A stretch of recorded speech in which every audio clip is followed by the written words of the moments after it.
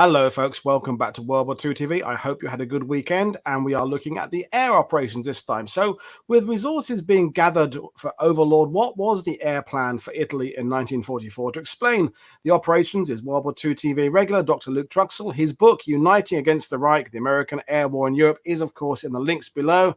Just before I bring him in, there's a few new people who've subscribed to the channel recently. Fantastic. If you haven't subscribed yet, please just click that button, and so that we can know that you're following the channel, because more than 60% of the viewers are not subscribers. The more subscribers helps us out, and consider becoming a patron or a channel member. But I'll bring in Luke now.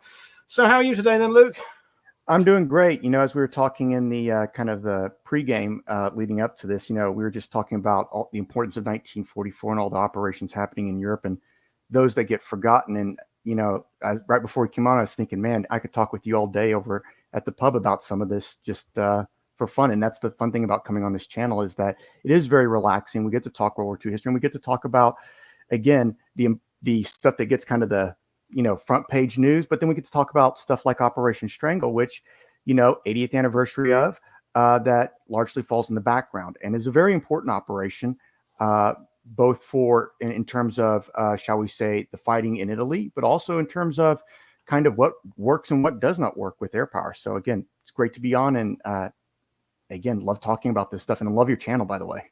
Well, thank you. And it's, as we were just discussing, it's the bringing of things together, because books and academic studies and conferences tend to kind of focus on one aspect of it. Because we're a YouTube channel, we can nip from east to west and south to north, and that's the thing about 1944, which is the difficulty of creating content. Is so much is happening at the same time. I mean, the spring of 1944 is just crazy for things happening in all theaters, in all directions, except that the common theme is the Germans, or the Axis, are beginning to lose their grip. But I'll bring up your PowerPoint. So, folks, we'll do questions as we go along, and any big ones at the end, but you know the score with Luke. So, Operation Strangle, which has one of the cooler code names. We've had some really bizarre ones over the last couple of years, but Strangle is not the worst. No, well, not the worst. If they would have kept the original operation name for Operation Tidal Wave, then that may have been in the category for worst. Operation Soapsuds. Thankfully, Churchill nixed that. That is one of the things I like to do, is talk about all the different operation names.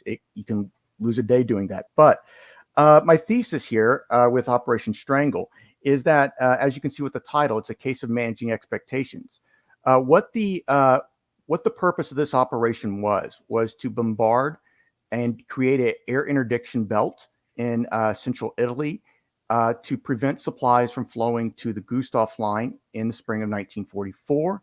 And over the course of about a month or two, in March and April, create conditions through which the German 10th Army and much of Army Group C would have to withdraw due to the lack of supplies, and basically winning a campaign through air power alone. And so my thesis is that, in terms of what the air power advocates and what the terms of the American air power advocates who want to create a independent air force, what they wanted to create, it fails in that vision. But it doesn't mean that Operation Strangle isn't effective. It does do a lot, but it doesn't achieve its objective, which is to create the conditions and force the Germans to withdraw from the Gustav line through the bombardment of their supply lines alone. I don't think that's ever possible. Air power alone, and I know some people in the air power and Air Force community might cry heretic for saying this, but air power alone does not win wars or campaigns. It can help. It's a major factor. It's a major weapon to bring to the table, but you still have to send the infantry in. You still have to send the tanks. You still have to send the ground forces. So again, that's partially what we're seeing here. Is there's an element that the air power advocates like Aker and Arnold think that this is the way to show that you need an independent service and that air power alone can win. And it doesn't succeed in that objective. But what it does do is it effectively shapes the battlefield for Operation Diadem later on down the road. And so, again, it's one of those weird operations where if you look at what it was intended to do, it didn't achieve that. But what it did do was still quite effective for the Allies. So, again, you always have to kind of be careful when you talk about this, because it's easier to slam it and say it's terrible. I think the Americans and the Allies learned a lot from this in what air power can and cannot accomplish. And even today, we can learn a lot from it. So again, it's not like back in 43 and 44. people in the air power world, the Navy, were bringing, ideas to meetings saying, well, this is going to help a bit. Of course, every idea is going to be, this is going to be the one that brings the war to a swift end. This is the one, lads. That, like the war movies, it's always, this will be the mission that will end the Nazi war machine. So, you can understand even at this point in the war why you have to hard sell some of these operations, even if, that realistically they were never going to quite achieve what perhaps they were intended to. Right. And so, again, the final thing I'll lay out just as a part of this introduction is that something to always remember is that, unlike the British, the Americans do not have a separate Air Force yet. And so this is a part of selling that separate Air Force idea that with air power alone, we can achieve this kind of effect. And I will say, I haven't studied enough to take a closer look at Pantelleria. I think it's Pantelleria. The island of Pantelleria, which did surrender to bombing alone. I wonder how much that may have affected some of the thought process of this.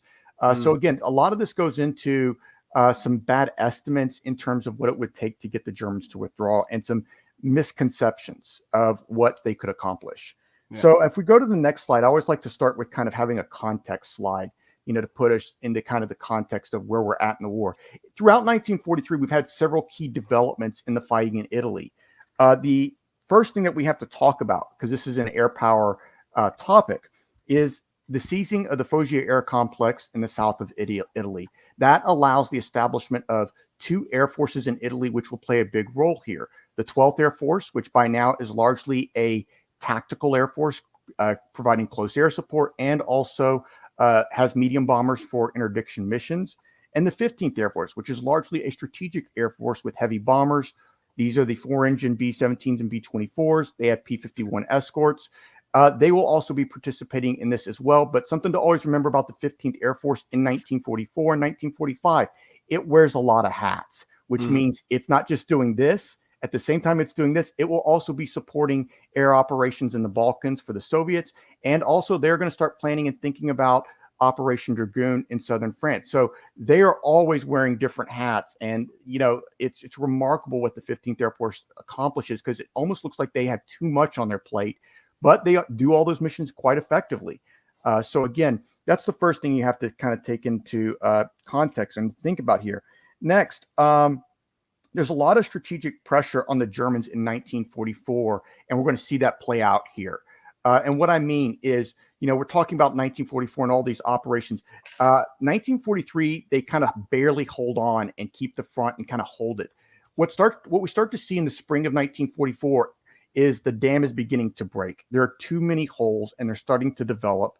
And we see that with Overlord coming up. We see that with Bagration. We see that with the fighting in Ukraine in early 1944. So we're starting to see Germany's strategic situation, all those pressures that have been put on it by the Allies, those are starting to basically build the pressure that's going to force the break. And all those breakthroughs will happen in the summer of 44. It's insane when you think of all the things that happen, how fast the map changes in the summer of 44 compared to what it was the previous few years. And so that's going to be the same thing here. Is one of the key problems is Italy for the Germans is kind of a sideshow compared to where you see the fighting on the Eastern Front and also future on the Western Front with Overlord. So you always kind of have to remember that that's what we're talking about. They're not going to be prioritized for supplies like, the Western Theater and the Eastern Theater. They're going to be having to do more with less. And so that's something to always keep in mind as we go into this. And finally, one of the things that the Allies do learn throughout their fighting in Italy, and one of the things that's going to be a key factor here in breaking kind of, I wouldn't go as far to say it's a stalemate, but it's a slow slog. And what speeds things up over time is the effective use of combined arms, using air power, using ground forces, and using naval power quite effectively to set the conditions in to enable the Allies to advance. So again, you always kind of have to remember what's going on in the bigger picture and where we are at the end of 1943. Which is the Allies are trying to move up into Italy. But for the Germans and also for the Allies, this is kind of the third wheel compared to the main, fighting in the Eastern Front and eventually the Western Front. And both sides are preparing for Overlord at this time. They know something, the Germans at least know something's coming out that direction. So when we go to kind of one of the things that the Allies did to try to speed up when they got to the Gustav line is they tried to go around the Gustav line. and they tried to land at Anzio in Operation Shingle. And that's the next slide. Now, again, Shingle is important to this discussion because what it does is the failure of Shingle kind of basically sets in motion the conditions for the need for Strangle. So what happens with Shingle is the landings actually catch the Germans off guard. But again, I don't want to be I think Lucas has gotten enough bashing over the years, and I don't need to jump on that. But long story short, John Lucas, who commands the American Sixth Corps, which is a reinforced corps. It's not just all Americans. There's a British division attached to it. They don't push fast enough. Mark Clark is really thinking Lucas needs to push faster to cut the main highways to the Gustav line, and he doesn't. This allows the Germans to mount a response with the German 14th Army under the command of Mackensen to basically contain that advance. And as a result of that, that really creates some problems for trying to get around the Gustav line in early 1944, because now that new thrust has been stopped. But in addition to that, if we can go to the next slide, I know we're going fast, but I always like to have some context. But this leads to Operation Fishfang. The Germans now have contained the advance. They try to collapse the bulge and the landing created by Operation Shingle in a counterattack from 16 February to 18 February 1944. What's interesting about this is it really throws off the Allies' plans for 1944 in kind of the late winter, early spring. Not only does this create a crisis at the Anzio beachhead, it also diverts the 15th Air Force from operations that would have been used later on in Operation Argument. I'll get to that in a second. But what we see with this counterattack is it comes very close. There's a series of breakthroughs. I wouldn't say full-on breakthroughs, but there's some bends in the line. There's some holes in the line.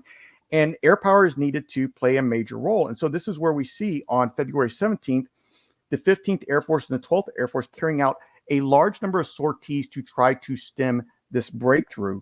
So we have over 700 sorties carried out by the 15th Air Force on the 17th alone, a lot of carpet bombing, over 1,000 tons of bombs dropped on the Anzio battlefield and battle space. And it's a huge diversion of American air assets because they were gearing up for that big week series of operations in Operation Argument. And so this basically leads, this is the reason why the 15th Air Force is held back during the first 2 days of Argument. And this also further cements kind of the stalemate at Anzio. This basically pretty effectively ends the operational momentum, what little there was at Anzio. This basically ends it. And so now we have kind of a bit of a stalemate. And you got to remember, now we're in the spring area. Mud's a real problem. It's not ideal conditions for launching offensive operations. You know, one of the biggest complaints you see in Italy is mud. It is a big problem with armies advancing. And you got the mountainous terrain, which can also create some problems. And so this leads us into kind of the air phase. And again, I talk about these because the air war and the ground war are all interlinked, which set the stage for Strangle. Now, when we look at Operation Argument, this plays a big role in setting the stage for the 15th Air Force to now and the 12th Air Force to now carry out Operation Strangle. In February of 1944, the Americans carried out a series, and I would say the British are involved as well, a series of air battles to try to degrade the Luftwaffe. It is, for the most part, pretty successful. It is not decisive, but it is successful in degrading the Luftwaffe. And over the course of the fighting in Operation Argument, these series of air battles designed to degrade the Luftwaffe, we see the Americans, it's very costly for the Americans over the big week battles. We tend to gloss over it and look at the German losses. But the Americans do lose 226 heavy bombers and 28 of their fighters over a week of heavy fighting in the air.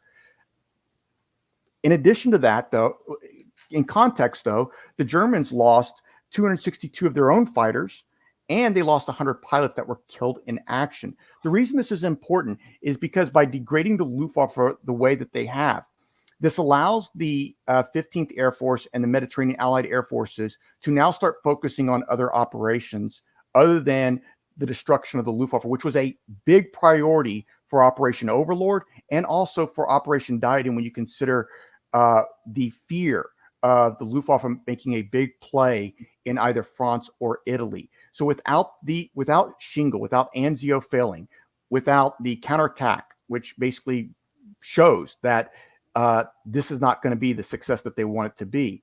And without argument, the degrading of the Luftwaffe over the course of a week of heavy fighting, those conditions basically create the perfect atmosphere to consider a major operation to try to force the Germans to retreat from the Gustav line through air power alone. Just a quick question for you, Luke, we talk a lot these days about the attritional effect of the Italian campaign and how many German vehicles are lost, how many German self-propelled guns, and the Luftwaffe, and you talked about it there. The Allies, by this point, they know where their own production is. They know what the numbers of P-51s being produced in the factories and how many Spits and how many Mosquitoes, et cetera, going to the various theaters. Have the 12th and 15th Air Force, for example, got a good grasp on where the Germans are in the ability to have they got an aim in mind about how many aircraft they would have to destroy but for the Luftwaffe to be ineffective? Have they got good intelligence on what the productions are at German aircraft factories, for example? They got pretty good data on the German production numbers. Unfortunately, when we talk about German aircraft production, there's stats and then there's stats, I guess you could say. Yeah. German aircraft production actually goes up in 1944 after Operation Argument, despite bombarding the German aircraft production. The important thing, though, is killing the pilots, because you can't train new pilots to the same quality that you did before, because one, you got to rush them out and they go into combat very fast, and so they don't get that training. The Germans are being forced to put their more experienced pilots on the front lines. Also, another thing affecting training is fuel shortages, and so they don't get as much air time and flying time. And so the thing to really look at when we talk about degrading, it's the quality, and that quality continues to go down after Argument. So again, the pilots, in my opinion, is the bigger number. Right. Killing 100 pilots in a week of battles, the Americans can replace that, and they are replacing that quite quickly. I mean, one of the things that I love about Masters of the Air is it does show the attrition on pilots, and it shows, like, when you look at the 100th Bomb Group, it's much larger in 44. And so when you look at them losing like 15 bombers in Munster in 43, just a few months later, they lose 15 in Berlin. It's not a big, I mean, it's a big deal, but it's not the same big deal that it was in Munster, where it's wiping out a group, So again, the bigger problem is, the bigger issue is the pilots, and the Germans can't replace their pilots as fast. The other thing is because of the strategic bombing campaign, the Germans are actually withdrawing their fighters and their aircraft closer and closer to the interior. So again, Argument plays a big role in that as well. So, and it's a great question. So yeah, they know the production numbers. The thing that they really don't fully, I think, know is the pilot numbers. Right. But they can tell, based on how the Luftwaffe is engaging them, that they are getting less effective and they're getting more hesitant to engage. And then the other question from Ian is about the 12th Air Force. You said earlier on that they kind of, and the 15th Air Force have multiple roles.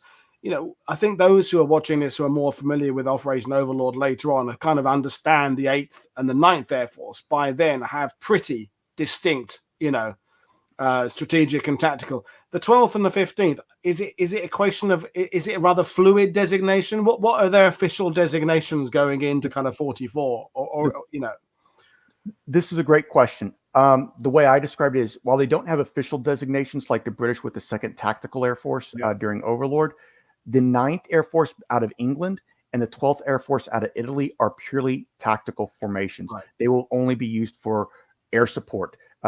This is not just seen in basically their roles, but in the aircraft they get. They have more P-47s. They have more medium bombers. They are designed to support the advance of the ground forces. You'll see the 9th Air Force support strategic operations a bit more, but a lot of that's in early 44, right. Basically as a part of Argument. But after Argument, they start focusing and preparing for Overlord. And so when we look at the fighter differences, the 8th and 15th Air Forces both have long-range escort fighters that are lighter, like the P-38 and the P-51. So again, it's not... You don't only see, even though it's not officially designated this way, in the composition of the Air Forces, you see them less flexible in terms of the assets they have to carry out the missions. The 12th Air Force really can't carry out strategic bombing. Right. But the 15th Air Force can carry out longer range air interdiction missions, which it does. I will say close air support by the 15th Air Force is hit or miss like it would be with the 8th. Anytime you're talking about carpet bombing the front lines, you got to be very careful. You got to remember accuracy with these B-17s and these B-24s at like 25 to 30,000 feet is getting your bombs within 1,000 feet of the target. It's not uncommon, as we see in the fighting in Normandy, for bombs to go astray and to hit the wrong troops. And yes, that's maybe a slight dig at McNair getting killed by his own bombers, but yes, that's something. That's one of the reasons why we try to see the 8th and 15th. They try to stay away from close air support unless it's absolutely necessary. So it's a great question. Thank you. So when we look at now that the stage is kind of set, we can now start looking at the planning for Operation Strangle, which is kind of what we're here talking about. One of the things we see with the planning of Operation Strangle, before we get to Strangle, it's important to understand that you have the Gustav line now, and you have the Anzio beachhead largely contained. And again, there is an attempt to break through the Gustav line using air power and using the 15th and 12th Air Forces at Monte Cassino. I'm not going to go into detail on that, but I will say that was seen as another attempt by Aker and Arnold as a way to prove air power and the superiority of air power by bombing the monastery and by basically blasting a hole in the Gustav line with over, let me see if I have the stats somewhere, but it's something along the lines of 1,150 tons of bombs. So they dropped over 1,000 tons of bombs, not just on the monastery, but that entire sector to try to blast a hole in it. So it is another attempt.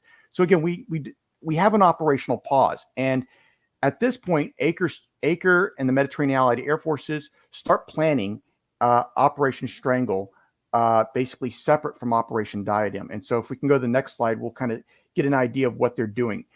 And so what the Strangle plan is to create this interdiction belt across Italy and attack these major rail lines. And it operated under a number of assumptions, many of them wrong.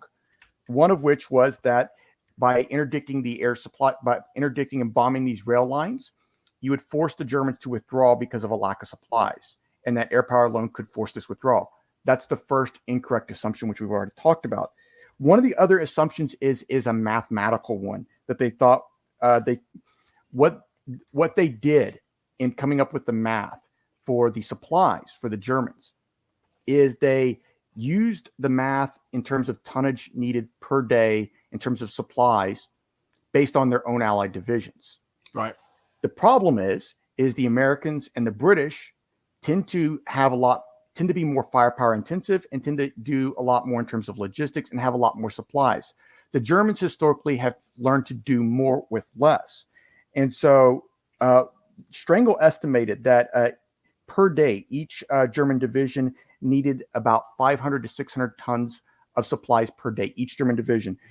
Their low estimate of what the German forces on the Gustav line needed was 3,250 tons of supplies per day and a max of 5,000 per day.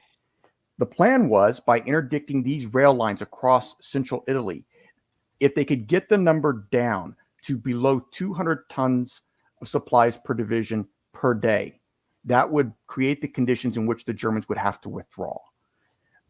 So there's a second assumption, which is they're using the math for their own divisions, not the math that the Germans are using on what they need.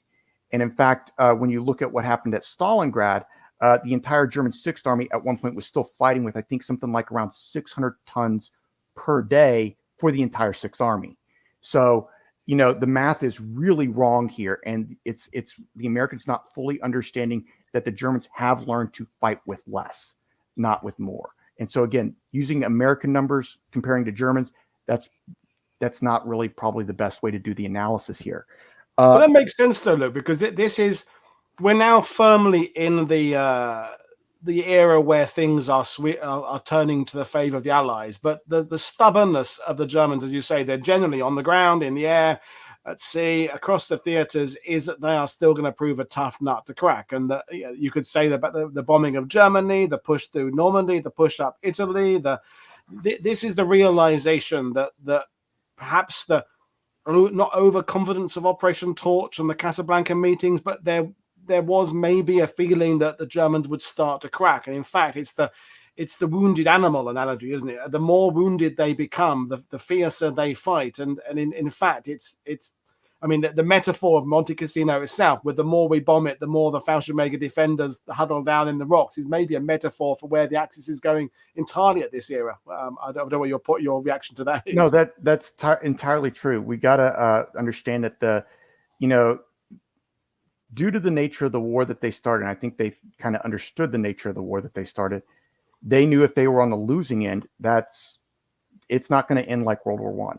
It's going to end in Germany, and it's going to end in the complete collapse of Germany. I think most Germans understand that because, when you think about what they did on the Eastern Front, the nature of the war they unleashed, the nature of the war they've unleashed on Western Europe, the atrocities they've carried out, you have to know that that's going to be coming back to you in some form, and that there is going to be some kind of comeuppance, whether that is the Nuremberg trials where they are put on trial for the crimes that they commit, or their atrocities are carried out against their own people by the Soviets. And I will say the Western Allies do carry out their own war crimes and atrocities in vengeance as well. So the Germans very much know that, that they have to find a way to do less with more with less.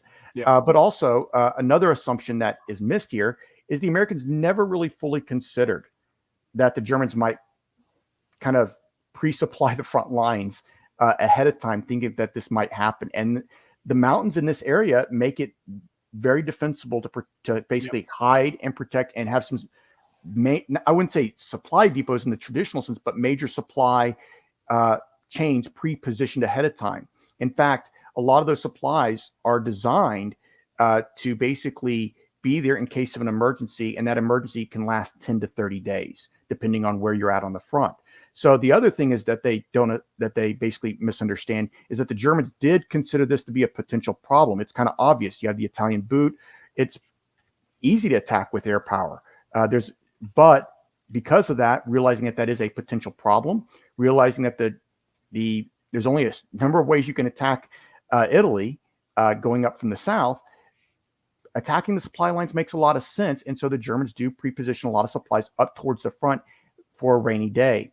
And so they are kind of ready for this kind of an air operation.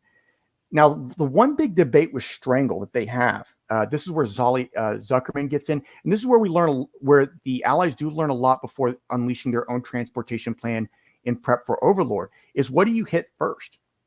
How do you attack the rail lines? Do you attack the rail lines themselves? Do you attack the marshalling yards? Do you attack the bridges? This is a huge debate. Aker wants to attack purely the rail lines and the bridges and all of that.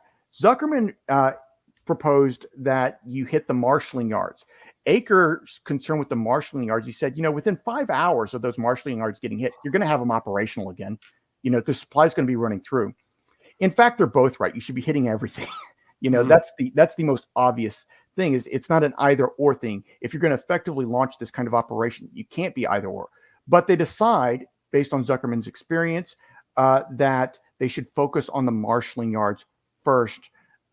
Eventually, they adopt a more holistic approach by blending Aker's ideas with Zuckerman's ideas later on. So that's another major problem, is that they're still learning how to launch an air interdiction campaign effectively. And remember, this is the first time it's going not against, in North Africa, where the supply lines are very thin. You have, you don't have as many roads. The supply lines are much more vulnerable in North Africa. You have Western Europe, Southern Europe. This is different. They're more diverse. There's more supply lines. There's different ways to get around it. And this brings me to another thing that they don't really consider, is that the Germans might find a way to just if there's the bridge is out, they might find a way to truck it, move it by mule. They haven't figured out that the Germans also get a choice in this matter. They also get to decide how to outwit the Americans. And so what they do is they don't ever cut off the supply lines. What they do is they effectively just kind of they slow it down. Yeah. And so again, it does have a lot of potential, but it's not going to be what the Allies ever think it is going to be when they draw it up. We just had a question from Peter O'Connell about did the limited passes into northern Italy serve as choke points for air attacks, or simply allow the Germans to concentrate their anti-aircraft for better protection or lines of communication? I think to build on that, it's that those passes seem very obvious, so therefore they were targeted and the German defended. But as you said, there are other ways of getting it. Was it maybe too much focus on these obvious routes in, as you say there, which just meant that they, as you say, the Germans turned their attention to the lesser routes? I think the bigger issue is that the Germans very quickly learned how to get very good at repairing rail lines. Right. And if you look at what they do at Ploest with the oil refineries, they know how to get around the temporary outages, but they get these lines up. Aker's right. They can get these lines up in about 5 hours. You have to constantly be bombarding them. You got to do basically what I call maintenance bombing. You got to keep hitting them, and you got to hit them a lot. And so, they look at the Brenner Pass specifically, and they hit it several times from this all throughout 1944. They keep hitting the Brenner Pass, but the Brenner Pass keeps getting repaired. So again, repairing is actually the bigger problem in maintaining the effects, because you can easily repair this thing. Rail lines can be repaired, but again, that's why you have to constantly maintain the bombing. And so when we look at this commencing, it commences on the 24th of March. It begins on the 24th of March, and it within about a week. So if we can go to the next slide. Sorry, I should talk about diadem now. At the same time that Operation Strangle is being planned, Operation Diadem is also being planned, but separately. Marshal Henry Maitland Wilson, who's the commander of the Mediterranean forces in that theater, he has two priorities in 1944. Priority one is Dragoon. The second priority is the Italian campaign. And as he's starting to pull his battle plan together, he initially does not factor in Strangle at all. That seems to be planned and being executed separately, which is kind of interesting. But his plan is to launch, again, an attack to kind of seize make sure I get the highway right. I think it's Highway 6. Yep, that's the one. And also, when he launches this attack, it's not going to, it is technically, it's going to look like a broad front advance, but I think the best way someone described it was in Rick Atkinson's book. It's like 1,000 different battles happening at the same time. It's not like some big, it is a broad front advance, but a lot of small fighting due to the terrain. And you're having to kind of slowly grind your way through and punch a lot of different holes. That's being planned. And again, as a part of that plan, the idea is that German reinforcements will come to the Hitler line. And as that is happening, as some of those reinforcements are shifting to stem the Allied advance of the 8th Army and the 5th Army along the Gustav line, that is when the 6th Army can then make its punch and try to drive and cut off Highway 6 going towards the Gustav and Hitler lines. So this is being planned separately from Operation Strangle.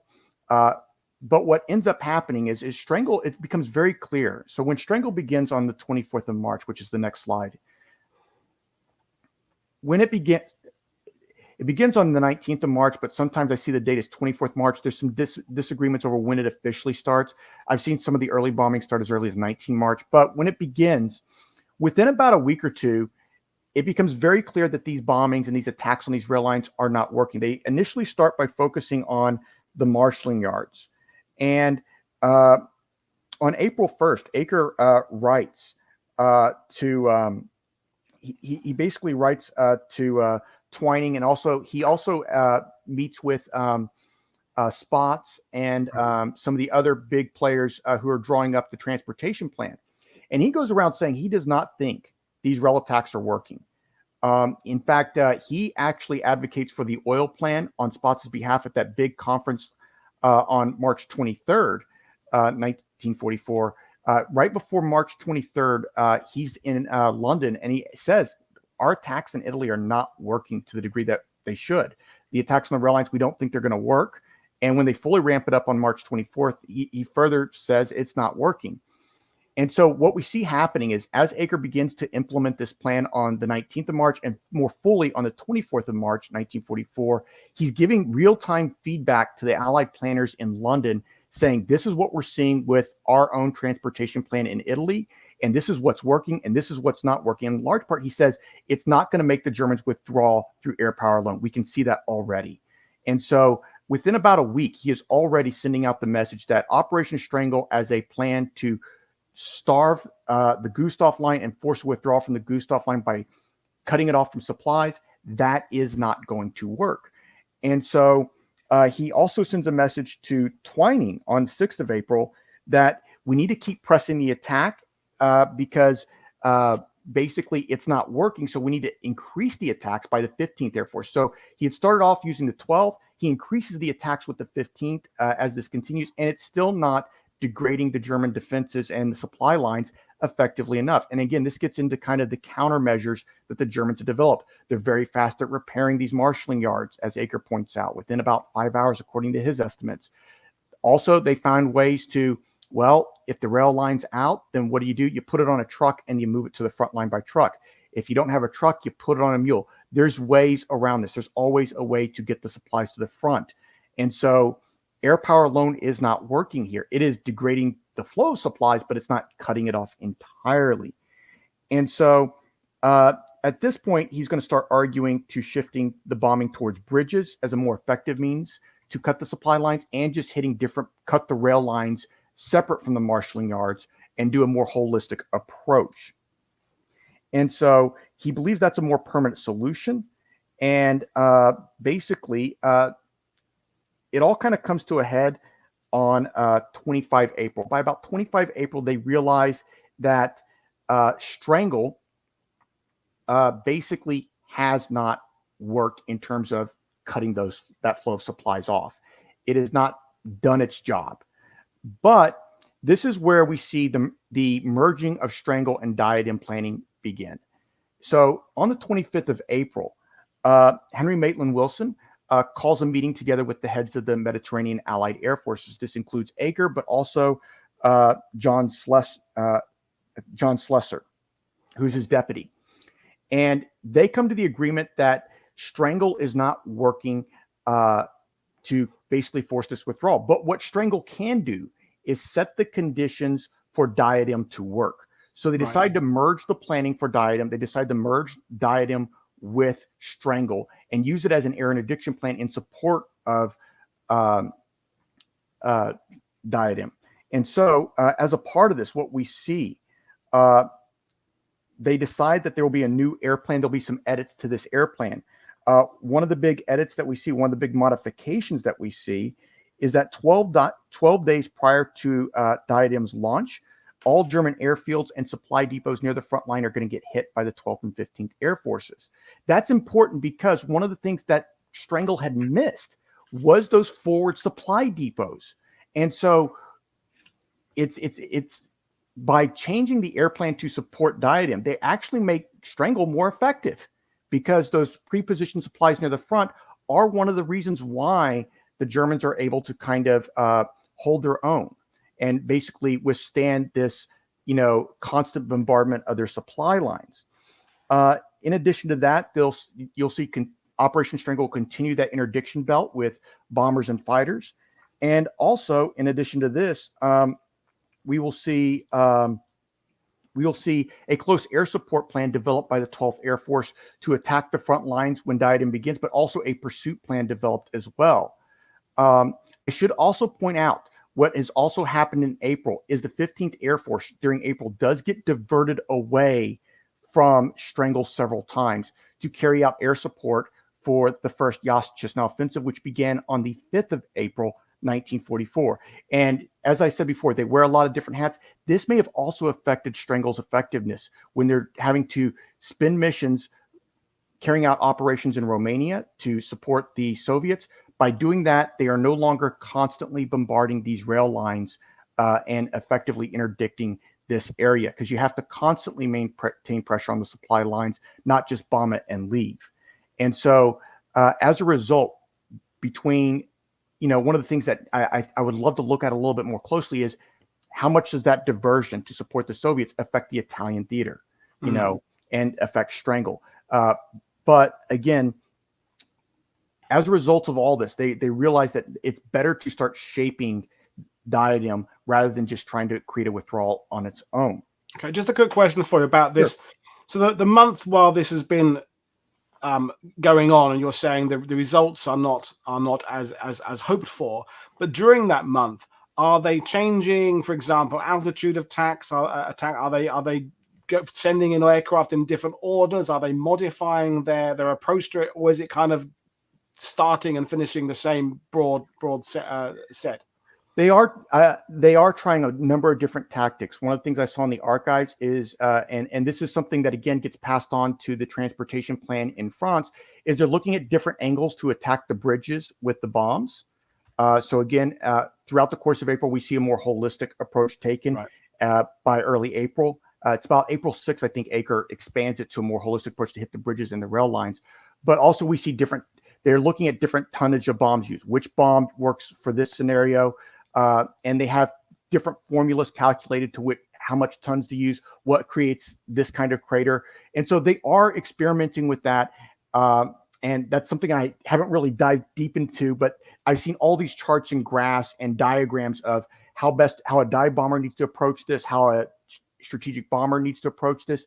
And basically what bridges, they even have like different aqueducts and bridges that like, what do you hit and how do you hit it?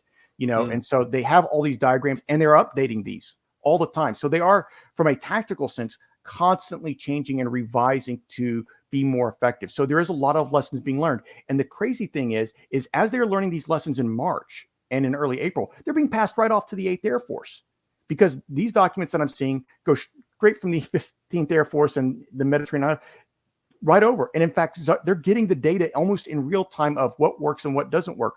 So when we talk about the success of the transportation plan carried out by the 8th Air Force, it owes a lot of credit to Operation Strangle, because they are learning a lot from Operation Strangle, which is one of the interesting things here. It's almost better that Strangle fails and starts before the main transportation plan in Western France and Western Europe, because they are able to learn a lot about how to effectively hit these bridges, hit these roads, and hit these marshalling yards and different parts of the rail line. They learn a lot. And so, because this is their first real attempt to do a more modern rail network that's more complex. So yeah, this is, I couldn't agree more that they're learning a lot of lessons from this. And Banana Brooks is saying, what was the weather like during this period? Oh, that's a good question. I'll have to look, but I would say clear enough to do the bombing. They are able to get their sights over the target. It's not completely overcast. So there are periods where it's overcast during this period. I do know that sometimes affects mission selection. So there's some days where if it's too overcast in Italy, that's one of the reasons why they do go to Romania. So it is a good question. This is a period where depending on where you're at, you could be having some overcast weather that could affect the bombing. So yeah, that's another challenge that they are having to overcome. And this is where the Americans start integrating more blind bombing techniques using the H2X system. So yeah, we do see more blind, they call it blind bombing. That's the technical term they use during this period.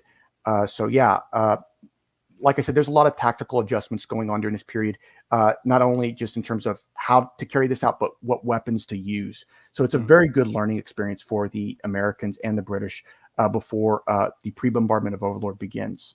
And I'm assuming that the losses to Allied air crews are not critical at this point. Obviously, you're not going to bring everybody back every day, but compared to the sort of the dark eras of 43 bombing Germany from England, I'm assuming they're acceptable at this point. Yes, they are, and I think if I recall, Kesselring's, I think around this time, Kesselring said something like the ratio of aircraft is 10-1 against him, compared to what he can put up.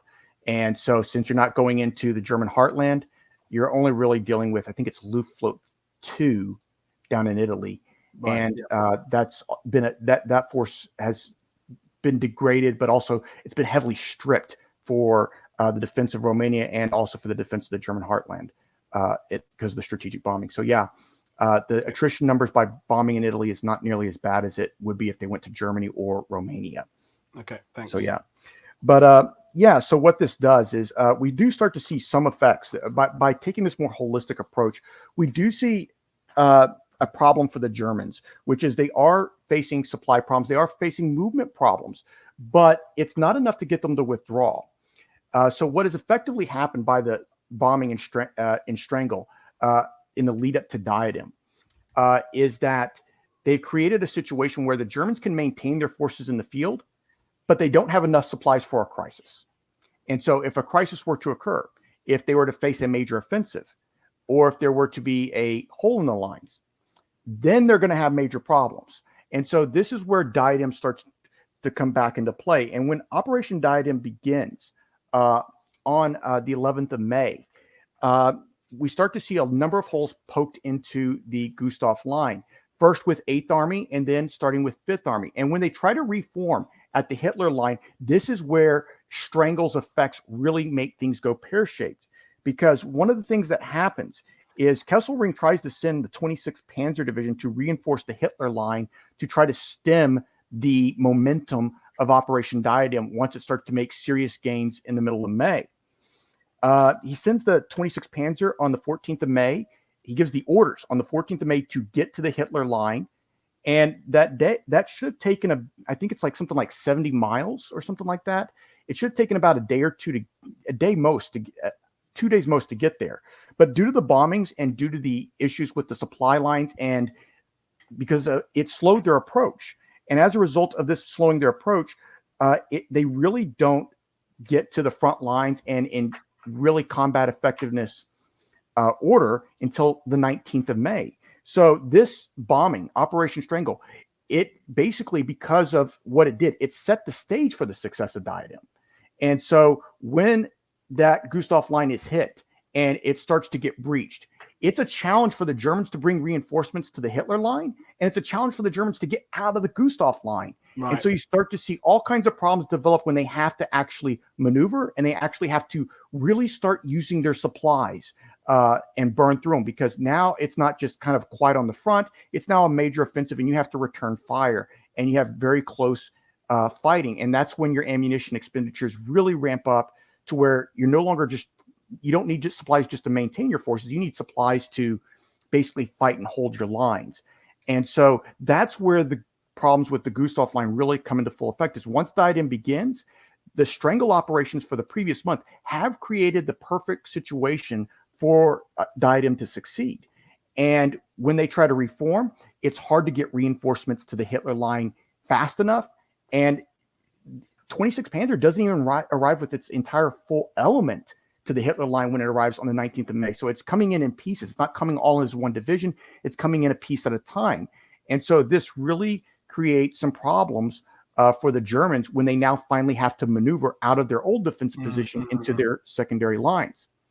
So what you're essentially saying is, sorry to interrupt you, is that the ability the Germans had earlier in Fischfang, for example, and they can do a big kind of armored counterattack towards the beachhead, is that they're now restricted to kind of thinking about how much fuel they've got just to hold the line. So as a viewer is saying, but like in normally, it locked down Axis movement in daylight, making them static and halting their favorite counterattack tactics. Correct. And also, this is something we see in the Normandy campaign due to the transportation plan. Those German panzer divisions come in one at a time into the Caen area.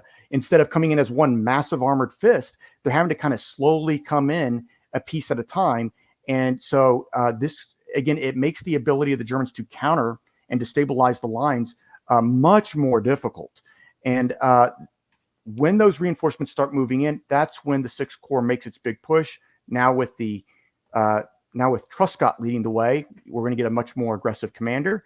Mm-hmm. And again, I won't get into the Rome versus Highway 6 debate.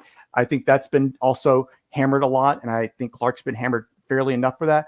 But again, it does set these conditions that the Germans aren't able to react as fast to these breakthroughs because of the slow movement of troops, but also because of these attacks on the supply lines and the rail networks. It also affects the flow of supplies that they need, because they need supplies now in a crisis. Well, so now when you're looking at those lower numbers, when you've degraded those numbers and that tonnage, then that's when we start to see an effect. Now they don't need enough supplies to maintain their forces in the field. They need more than that to hold off an attack. But also that emergency supplies I talked about, that stated 10 to 30 days. If you look at when Diadem starts to just kind of make some real gains, it's a little bit slow going at first. But if you look around that 10-day mark, you start to see that the estimates about the Germans having about 10 to 30 days of emergency supplies pre-positioned, all of a sudden after 10 days, Diadem looks very different, because you start to see those holes breaching, but also you start to see those supplies waning for the Germans. So again, it shows that Strangle did work, just not the way the air power advocates wanted it to work. And so it works as a shaping operation for the Italian campaign and for Operation Diadem. And this is why we see the success and eventually the liberation of Rome on the 4th of June.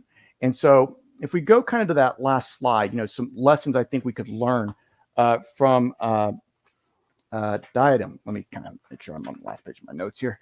But as a plan to get the Germans to withdraw from the Gustav line due to bombing alone, it failed. This is not, it proves that air power alone cannot win a battle.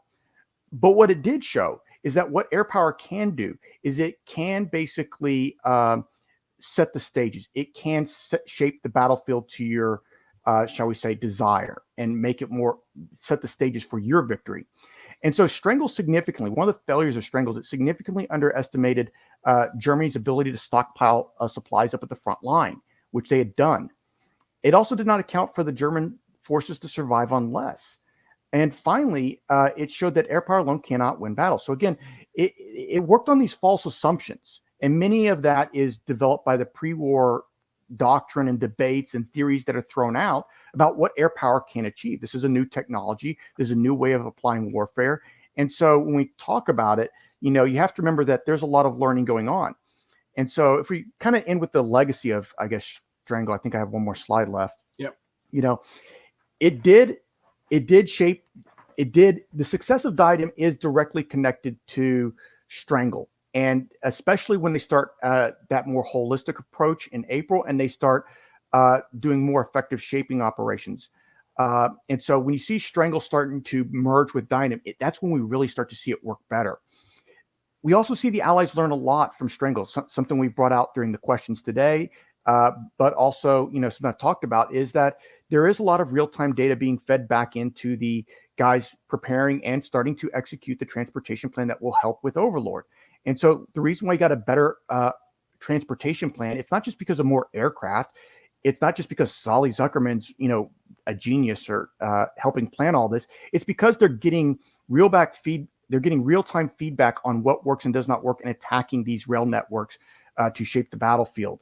And so the other thing that we also have to consider is this is one of 3 transportation plans being executed in the spring of 1944. The 15th Air Force is using the same operation in Romania.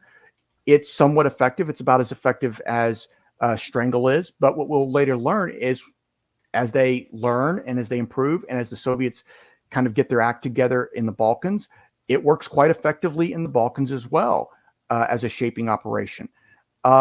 And it also works. So again, we have 3 different transportation plans going on. You meld this with the oil crisis and the bombing of the Ploest oil refineries, you have a major movement crisis for the Germans. You think about how the Germans like to fight.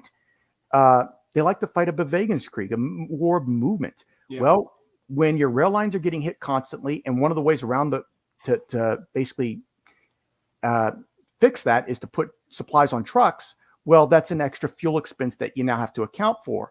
But then you throw in the attacks on the oil refineries. It creates this is an attack. These 3 transportation plans melded with the oil plan in the summer of 1944.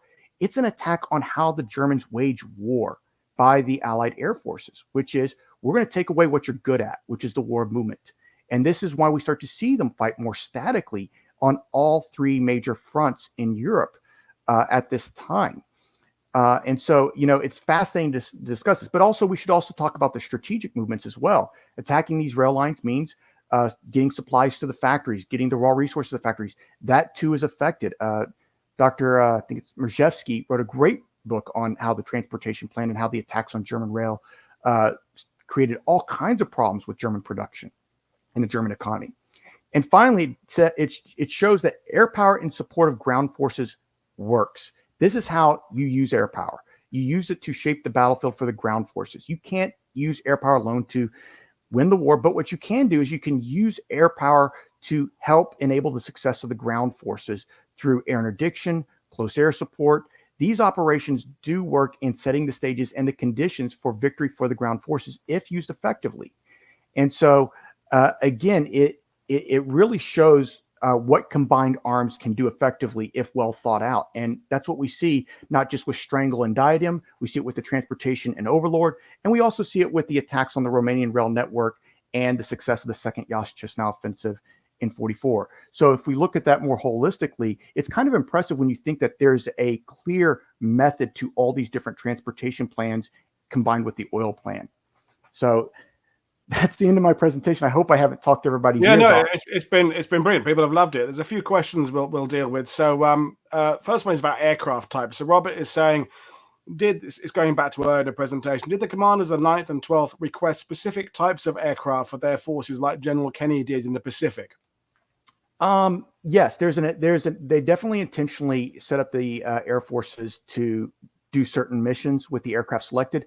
The most famous incident I'm aware of is that the P-51s were initially signed to the 9th Air Force out of the United Kingdom, and Quesada, who is commanding the 9th, he's basically in charge of all the tactical stuff for the 9th Air Force. He's not the commander of the 9th, but he is in charge of implementing close air support operations.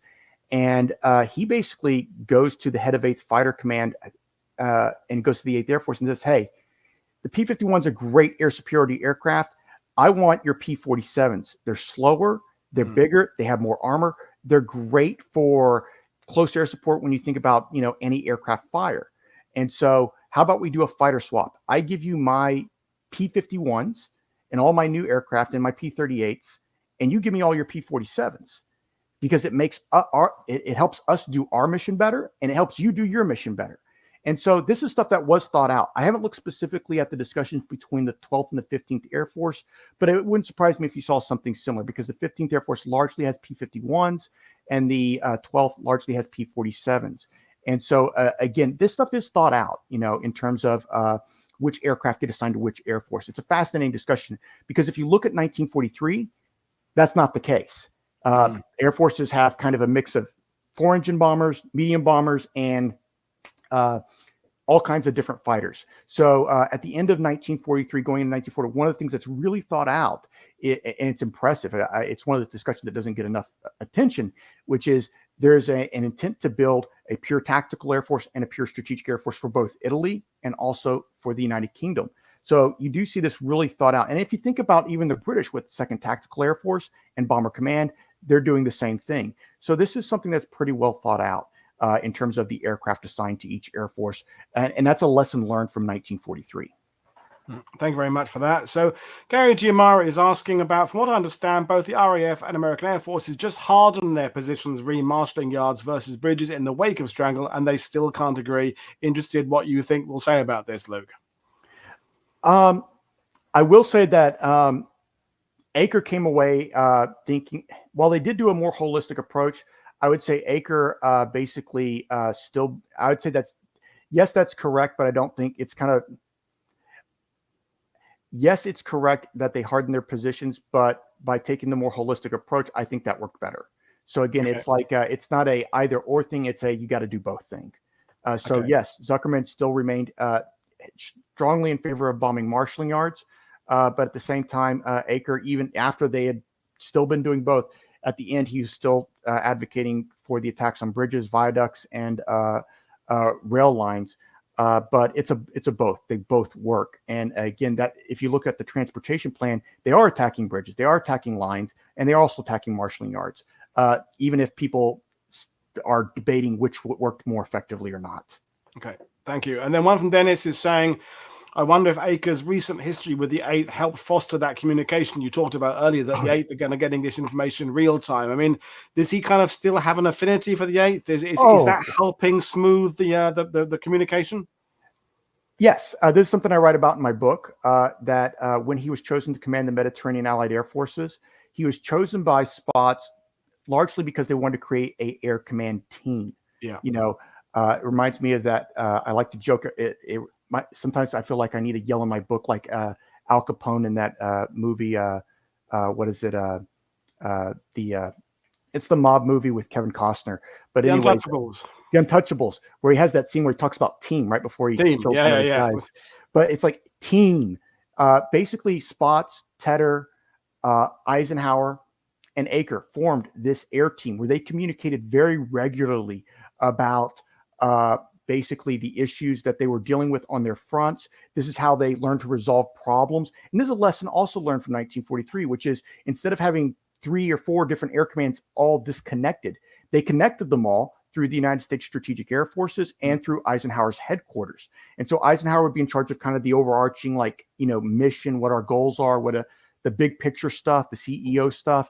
And as you get down, it's on Spots to help with that coordination. But also you need a guy like Aker, who's commanding the Mediterranean Allied Air Force, to help with that. Spots is regularly, he is visiting Italy every now and then. Aker is visiting London every now and then. They're exchanging messages almost daily. And so there are reports going back and forth. That line of communication is much better in 1944 based on the air command team that they had established at the end of 43 and beginning of 44. Aker had a lot of affinity for the 8th Air Force. He thought going to the Mediterranean was a demotion. He thought he'd been kicked upstairs. He said something along the lines of, I feel like I'm the big pitcher in the baseball game in the World Series that just got yanked right before it's time to the clutch innings. But in reality, he was chosen for that job because he could work with Spots. He could work with the 8th Air Force, and they could coordinate their operations together, and they could pass information together because Aker was a team player. They just needed to make a better air team. And so that's why he was selected for that role. And if you look at some of the key diplomacy done on the Eastern Front with the Soviets, it's Aker because he's good at that stuff. And so, yeah, I can't sing Aker's praises high enough. Maybe not as much as James Parton did in his biography, but I definitely think he does not get enough credit for his role in the success of the air war in 1944. And I think generally it brings up the idea that moving generals and air marshals from theater to theater sometimes can be seen as you say there, a demotion or being put, but actually it always ends up in them gaining experience. I'm thinking of people like General Alexander, who moved around a little bit in World War II and actually kind of a bit of an unsung hero of mine, and other people like that, is that if you stay in one theater all the time or in one particular role, your thinking can become a little bit blinkered in some ways, whereas moving around a bit can help you kind of see things. Because as we've learned on this channel, there are parallels between the Mediterranean and ETO, or parallels between the Mediterranean and the Pacific, but there are also differences. And I think understanding what works in one location and can be adapted and changed for another location, I think is key. So a couple more questions for you. Greg Dominion is asking, to what degree did the Germans increase their seaborne transport supplies in Italy in regards to the hitting of the railway lines? I have to say, I don't know the answer to that. I don't know the answer to that. I did recall seeing something about that as I was prepping for this. I was looking through some of my notes and a few books, and I saw that, and I was like, I probably should write that down. I couldn't remember what it was, but I was just like, well, I'm going to focus more on the air war. But that's shame on me for not taking a more combined. Someone's always going to bring something in that we haven't thought about. Hey, but there, and this is something I should look at, though. Yeah, that's a great question. I'll word it differently from Mad Cat there, but he's talking about a problem the Germans couldn't counter. Is this kind of era in Italy the realization for the Luftwaffe and the Germans that they now cannot influence the battlefield? They're going to now, from now on, be reacting to what the Allies are doing, if they haven't already been doing that for the last few months anyway, and everything they do is sort of stemming this inevitable flow that's coming their way. Is that fair to say, or are they still naively confident? I wouldn't say they're naively confident at this point in the war in a lot of theaters. The air war is a major problem for them. To break it down, once the Americans enter the air war in 1942, and we start to see this really in 1943, but once the Americans really enter the air war, we see the first big effect we see strategically is that the Germans immediately start transporting fighter units from the Eastern Front to the defense of the Reich. But we also see this in now, because you're having to dedicate more aircraft to the defense of Germany, you have to prioritize what aircraft and what fighters you have left to different theaters and what comes first. What's the most important ones. Typically, it's the one with the greater strategic resources. In addition to that, with the attacks on the German aircraft industry and with the Germans having to carry out an air defense plan of their own industry, fighter production gets prioritized, not bomber production. So if you look at the graphs, charts, and if you look at some of the ultra stuff, you'll see that German aircraft production, while it is increasing, it's very weighted towards single engine fighters. Yeah. to win the air war. So their offensive ability decreases quite significantly. The German Air Force gets more defensive in nature than offensive in nature compared to where it was in 1939, 40, 41, and even 42. Then we get into the whole strategic dilemma of, with only so many bombers left, what do you prioritize? Well, with the crises in early 1944 in Ukraine, with the effective destruction, I think it was the first Panzer Army, effective destruction, and with the crisis developing in Bessarabia, much of the German air power on the Eastern Front gets allocated to the defense of Romania, not just in terms of fighters for the refineries, but in terms of bombers to deal with and hold back the Soviet second and third Ukrainian fronts. And so who gets left out? Well, if you're trying to leave some left for the Western theater, you're trying to leave something for the defense of the homeland, Italy is the most logical place you pull from. So the air war is having a major effect on German decision-making and German operations and what they can and cannot do. So yeah, that's a great question. And I think we don't discuss it enough. Just the simple, like, pieces on a chessboard type of question, not just a tactical or operational, but just, where do you place them? No, it's a great response. And I'm already thinking about the fact we're definitely taking away some lessons learned for Normandy, and yet always, as is the case with Overlord, sort of 2 steps forward, 1 step back. It's not that everything is cured suddenly and everything, the air plan is perfect in Normandy, because it clearly wasn't, but it's a work in progress. A little bit more work has been done on it, and it's moving along that kind of line to getting better and better. But yeah, a few bumps in the road or bumps in the sky ahead for the Allies in terms of air plan, but we can discuss that. We've already agreed, folks. Luke is going to come back in June at least once or twice and talk about the Normandy plan. And folks, we're back tomorrow. 2 shows tomorrow. So one at 8:30 UK time. Glenn Harper is coming on to talk about the New Zealanders in the Battle of Monte Cassino. Then in the evening, we've got an 8th Air Force show about the escaping and evading 8th Air Force airmen on the run in Europe. That I'm looking forward to both of those. So Luke, as always, been brilliant talking to you. Folks, I recommend you go and get Luke's book. And if you haven't seen him on the channel before, go and check out the Masters of the Air panel discussion he was part of with John McManus and me and John a few weeks ago. But that was brilliant. So thanks everyone for your fantastic questions. I will see you all tomorrow. This is Paul Dad from World War II TV saying enjoy the rest of your Monday. Cheers. Bye.